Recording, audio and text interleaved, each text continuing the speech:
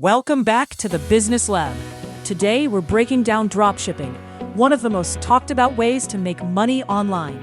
By the end of this video, you'll know exactly how it works, what it actually costs, and why most people who try it don't make it on. Here's the basic idea. You set up an online store. A customer buys a product from you. But here's the catch. You never touch that product. Instead, you forward the order to a supplier, usually overseas, and they ship it directly to the customer. So, your role is basically marketing and customer service. You're the middleman between the customer and the manufacturer. Why do people get into this? Low startup costs. You can launch a store for under $100. No inventory, no warehouse, no upfront product costs. And it's location independent. And the market is genuinely massive. Dropshipping is roughly a $445 billion industry right now, and it's projected to cross $1.25 trillion by 2030. But here's where things get real. Most dropshipping stores fail, and not because the model is fake, but because of how it's actually run. The numbers vary by source, but most studies put dropshipping success rates somewhere around 10 to 20%. Some put it even lower, closer to 1 to 5% for stores that build a genuinely sustainable, profitable business long-term. So why does this happen? A few big reasons.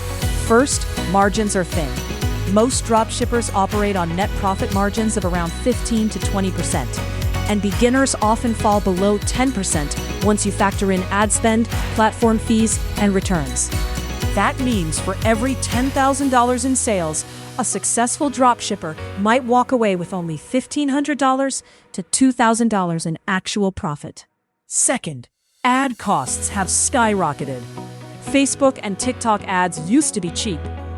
Now you're competing with thousands of other dropshippers for the same customers. Third, shipping.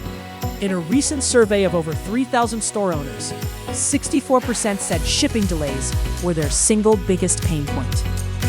Slow shipping from overseas suppliers leads to refunds, chargebacks, and bad reviews. So, who's in that 10 to 20%? Usually people who treat it like an actual business, not a lottery ticket. That means testing multiple products before finding a winner. Building an actual brand with a social media presence. Stores active on social platforms generate roughly 32% more revenue on average. Picking reliable suppliers. 84% of e-commerce retailers say finding a trustworthy supplier is their biggest early obstacle, so it's worth getting right from day one. Reinvesting profits and improving margins over time, sometimes moving toward higher ticket products. So that's dropshipping, how it works, why it's appealing, the real numbers behind success and failure, and what separates the people who make it from the people who don't. If you found this helpful, subscribe. Every week on the Business Lab, we break down a different business model, so you know exactly what you're getting into before you spend a dollar.